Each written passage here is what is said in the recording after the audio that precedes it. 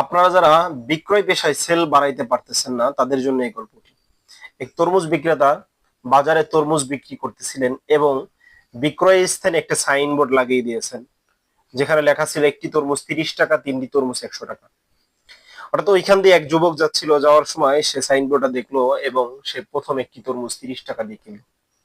আবার ঘুরে আবার আর একটি তরমুজ 30 টাকা দিয়ে কিনলো, আবার একটু ঘুরে আবার আর একটা তরমুজ 30 টাকা দিয়ে কিনলো।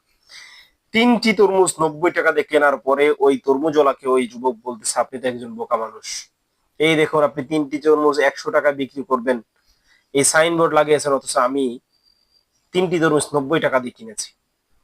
তখন ওই বিক্রেতা, তরমুজ বিক্রেতা মনে মনে হাসে যে এইটাই তো আমার টেকনিক। যাদের একটা তরমুজ কেনার কথা ছিল, যারা আমাকে বোকা প্রমাণ করার জন্য, তারা প্রয়োজন না থাকার সত্ত্বেও তিনটি তরমুজ কিনতেছে।